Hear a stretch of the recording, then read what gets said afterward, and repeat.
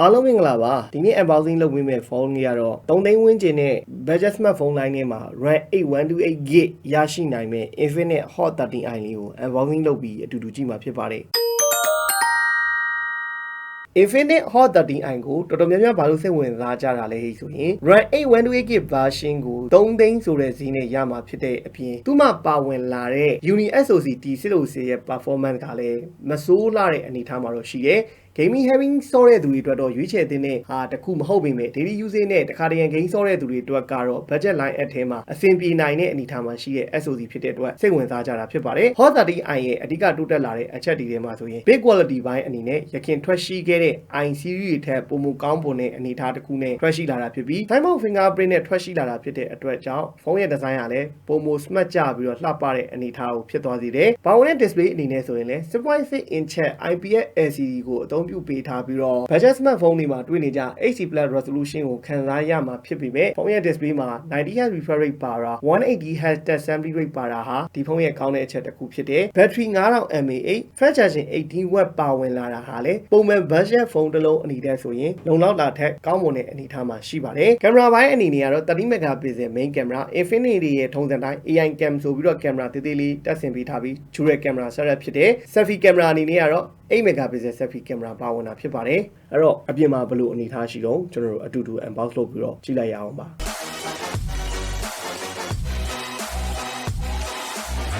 Infinix Hot 13i မှာ RAM 8128GB version ကို 2,99,900 နဲ့ဝယ်ယူရရှိနိုင်မှာဖြစ်ပါတယ်Hot 13i က Infinix ရဲ့ budget smartphone line up ပဲဒါပေမဲ့တိုးတက်လာတာက budget smartphone မှာ 18W fast charging ပါလာတာ 5000 mAh battery ရဲ့ 90Hz refresh rate support ပေးတာနောက်တစ်ခုက RAM 8GB ပါတာကိုမှ memory extension 8GB ရတော့ RAM 16GB အနေနဲ့ထားပြီးသုံးလို့ရတယ် performance အတွက်ကတော့ SoC T606 ကိုထည့်ပေးထားပါတယ်ဒါခဏထားလိုက်အောင်မယ်ဘာတွေပါတော့ဆက်ကြည့်အောင် thin injector silicon cover 18W charging ကောင် type C 2ပါပါမယ်ကဲဖုန်းလေးကိုကြည့်အောင်Infinix Hot 13i လေးရဲ့ back cover design အသားနာလေးပါ plastic back plastic frame ကိုပဲသုံးပေးထားတာဖြစ်ပါတယ်ကင်မရာအနေနဲ့ကတော့ dual camera setup သုံးထားပြီးအပေါ်မှာတော့30 megapixel main camera အောက်မှာတော့ဒါ AI cam လို့လည်းခေါ်တယ် depth sensor လေးပါမယ်ပေါ့ဗျာဒီဆောက်ပုံ design သူပြင်နေကတော့အားလုံးသဘောကျတဲ့ဒါ flat design ကိုပဲသုံးပေးထားတာကိုကျွန်တော်တို့တွေ့ရပါတယ်ဒီ pattern တွေကတော့ကျွန်တော်တို့ဗာနဲ့သွားဆင်တုံဆိုတော့ Techno ရဲ့ Spec Go 2023မှာပါခဲ့တဲ့ pattern design အသားနာလေးနဲ့သွားပြီးတော့ဆင်တာကိုတွေ့ရတယ်သူတို့ရဲ့ site မှာညွှန်းထားတဲ့အတိုင်းပြောရမယ်ဆိုရင်တော့စိန်ခွက်ပုံစံ pattern ဖော်ပေးထားတယ်လို့ပြောတယ်ကျွန်တော်တို့မြင်ဘူးသမျှ i series တွေမှာဒီဖုန်းဒီ big quality ဘိုင်းရ design တော်တော်တိုးတက်လာတဲ့ဖုန်းတစ်လုံးလို့ပြောလို့ရတယ်လို့ဒါ RAM 8128GB 3သိန်းဆိုတာက budget ဖုန်းတွေမှာဈေးသက်သာဆုံးနဲ့ဝယ်ယူရရှိနိုင်လို့ပြောရတဲ့ဖုန်းတစ်လုံးဖြစ်တယ်။ဖုန်းရဲ့အထူအနေနဲ့က 8.4mm ပဲရှိတယ်။အလေးချိန် 191g ပဲရှိရပေါ့။ကင်မရာဘက်ကြီးကလည်းအရင်မထွက်ဘူး။အပေါ်ဘက်မှာတော့လုံးဝပြောင်းအနေထားကိုလုပ်ပေးထားတယ်။အဘေးဘက်မှာတော့ volume up down power button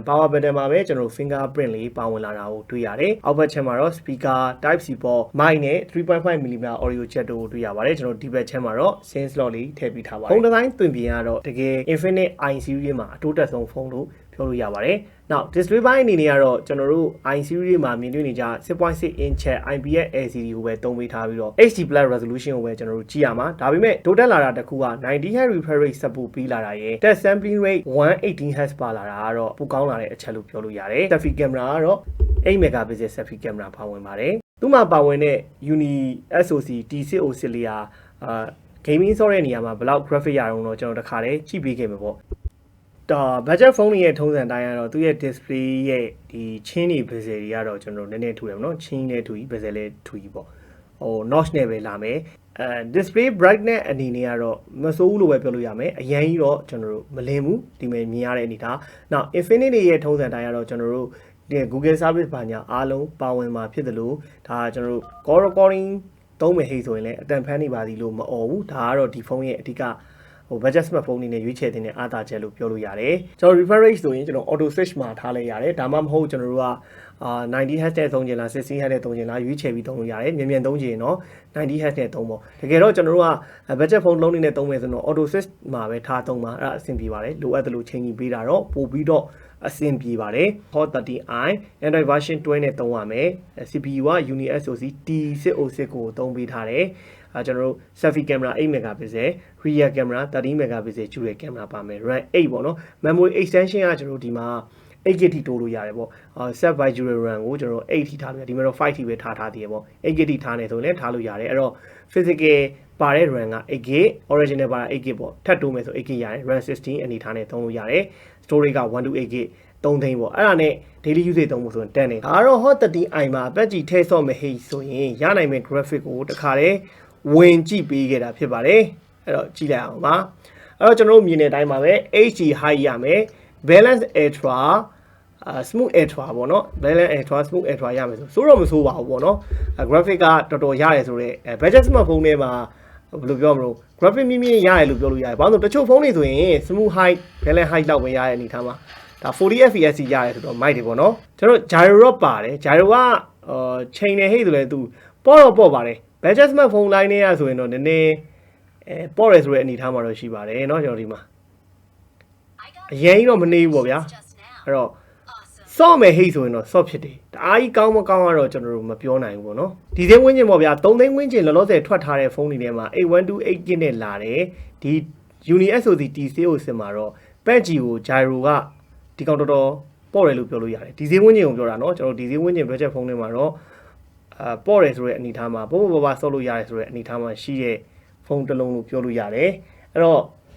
အရင် i series တက်တော့ပိုမိုက်လာတယ်လို့ပြောလို့ရတယ်ပေါ့နော် okay ပါအဲ့တော့ mobile လေးချက်မှာရမယ် graphic setting တွေကကျွန်တော်ဒီမှာတစ်ချက်ကြည့်အောင် graphic မှာကျွန်တော်တို့ high ရမယ် refresh rate မှာ high ထိရမယ်ပေါ့အဲ့တော့မစိုးဘူးပေါ့နော် ultra တော့မပွင့်သေးဘူးအဲ့တော့လောတဲ့လူစော်များတဲ့ game တွေဖြစ်တဲ့ဒါ mobile လေးချက် patch ကိုဟိုတော်လက်ပေါ့နော်3သိန်းဝန်းကျင်မှာဆိုရင်တော့ဒီကောင်ကဒီ graphic တွေမြင့်မြင့်ရတာရယ်gyro နည်းနည်းပေါ့တယ်ဆိုတဲ့အနေထားမှာရှိရဖုန်းတစ်လုံးလို့တော့ပြောလို့ရတယ်heavy ဆော့မဲ့သူဆိုရင်တော့ဒီတက်ဝယ်ပေါ့ဗျာဒါပေမဲ့မဖြစ်မနေမှငါတို့3သိန်းလောက်နဲ့မှ patch ဆော့ခြင်းနဲ့ဟိတ်ဆိုရင်တော့လောဆယ်အနေထားထိတော့ဒီကောင်ဒီဆော့လို့ရတဲ့အနေထားတစ်ခုမှရှိပါတယ်ဘာလို့ဆိုတော့ကောင်းတယ်လို့ပြောအောင်နော်ဆော့လို့ရတဲ့အနေထားတစ်ခုမှရှိတယ်gyro လည်းသူ့ရဲ့ဈေးဝန်းကျင်မှာပေါ်စံလောက်ပေါ်တဲ့ဖုန်းတစ်လုံးလို့ကျွန်တော်တို့မြင်တွေ့ရပါတယ်ကဲဟုတ်ပြီအဲ့တော့ကျွန်တော်ကင်မရာလေးနည်းနည်းကြည့်အောင်ကင်မရာတော့ဒီကျွန်တော်တို့ Infinix ရဲ့ထုံးစံတိုင်းပေါ့နော်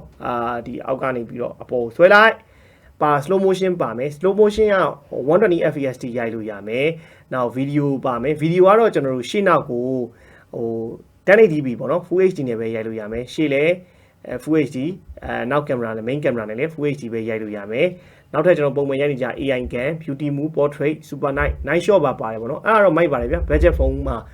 night shot လေးထည့်ပြီးထားတယ် AI shot ပါမယ် panorama document time list ဒါပါတဲ့ setting အကုန်ပဲပေါ့အဲ့တော့နည်းနည်းတော့ကျွန်တော်တို့ဟို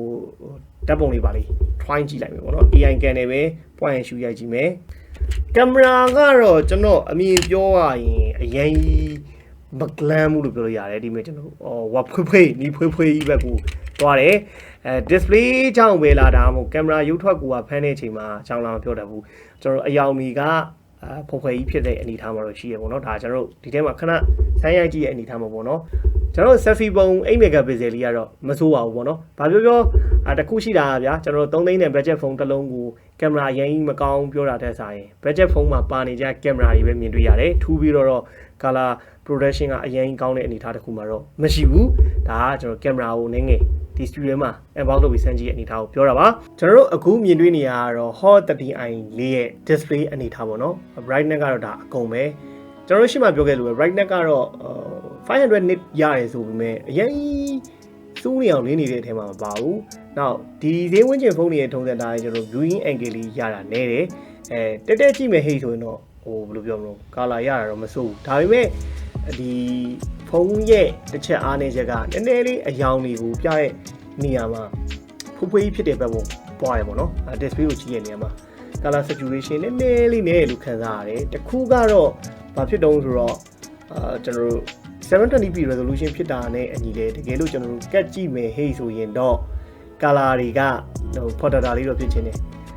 ကမကြည့်ရင်တော့မသိတာပါဘူးတခုရှိတာအဲ့လိုပေါ့နော်ဒီကျွန်တော်တို့အယောင်တွေကိုပြတဲ့အနေအထားမှာတော့ budget display အနေအထားပဲရှိရပေါ့ဗျာ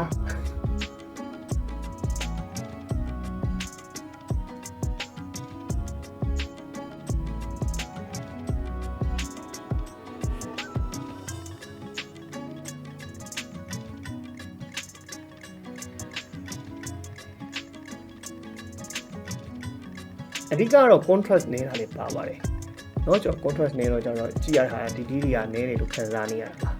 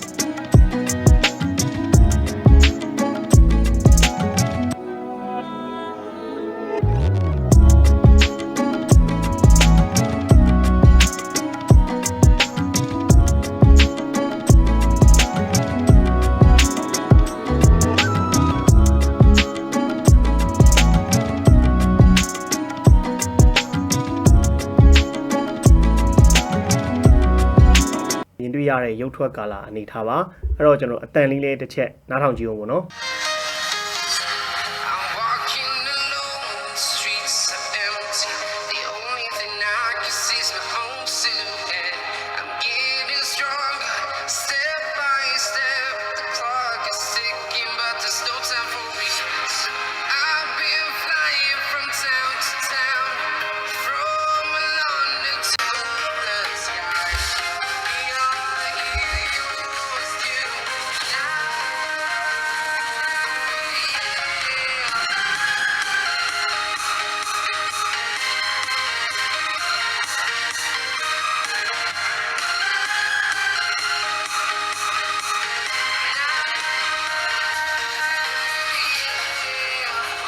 အဲ့တော့ကျွန်တော် speaker ကတော့ဒီမှာပေါ့နော်တစ်လုံးနဲ့ပါတာ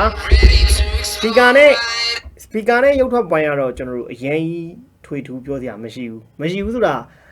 budget line ရဲ့ဖုန်းတွေမှာတွေ့နေကြ speaker နဲ့ရုပ်ထွက်မျိုးပဲရတယ်ထူးပြီးတော့ကောင်းနေပါတယ်ညံ့နေပါတယ်ဆိုပြီးပြောစရာမရှိဘူးဒီဈေးဝန်းကျင်မှာတိုးတက်လာတဲ့အထဲမှာဆိုတော့ speaker နဲ့ display မပါဘူးလို့ပြောလို့ရတယ်ဗျာအရင်တွေ့ကြုံနေကြ i series ရဲ့ပုံစံတိုင်းပဲအဲ့တော့ကျွန်တော်တို့ဒီနေ့ hot 13i လေးကို unboxing လုပ်ပြီးတော့မြင်ခဲ့ရတဲ့အနေအထားတစ်ခုမှာတိုးတက်လာတဲ့အချက်တွေကိုပြောရရင် big quality မိုက်လာတယ်နောက်ကကျွန်တော်တို့ glossy မဟုတ်ပေမဲ့ matte finish ပုံစံလောက်တာပေမဲ့လက်ရတော့နည်းနည်းလေးတော့ထင်တယ်ဒါပေမဲ့ထွက်ခဲ့သမျှ i series မှာ big quality အကောင်းဆုံးအနေအထားနဲ့ထွက်လာတဲ့ဖုန်းတစ်လုံးလို့ပြောလို့ရတယ်ပါဝင်တဲ့ UniSoc T606 ကလည်း hot 30i ရဲ့ UFS 2.2 ပေါ်မှာဒီ patch ကို runner နောက် mobile legend run တဲ့နေရာမှာတော့ smooth ဖြစ်နဲ့အလုပ်လုပ်နေတာကိုတွေ့ရတယ်3သိန်းဝန်းကျင်ဖုန်းတွေကိုရှင်းတဲ့နေရာမှာပြောတာဘာလို့ဆိုတော့3သိန်းဝန်းကျင်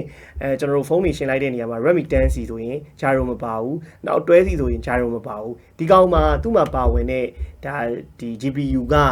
ဒီ patch ဆော့မယ်ဟိဆိုရင် smooth ultra balance ultra HD high ရတယ် gyro က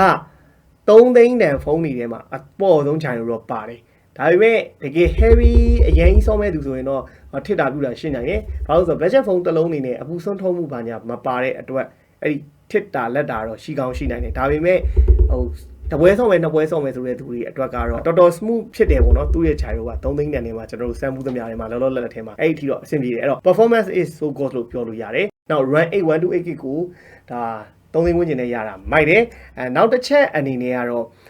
ဒီ display မှာ 90Hz ပါတာ 9000mAh ကို81ပါတာဟာလေလုံးဝ perfect ဖြစ်စေတယ်ပေါ့channel ပိုင်းတွေဖြစ်တဲ့ကျွန်တော် camera display နဲ့ sound ကတော့မြင်နေကြ budget line at ထဲအနေထားမှာပဲရှိတယ်အဲ့တော့ကျွန်တော်တို့အနေနဲ့ကဒီ3သိန်းဝန်းကျင်မှာတစ်ခါတလေ game ဆော့မယ်ဟိဆိုရင်တော့ hot 30i ကရွေးသိတဲ့အနေထားမှာရှိတဲ့ဖုန်းတစ်လုံးလို့ပြောရင်းနဲ့ကျွန်တော်တို့ unboxing လေးကိုဒီမှာနေအဆုံးသတ်ပါမယ်အားလုံးဘိုင်းဘိုင်းပါခင်ဗျာ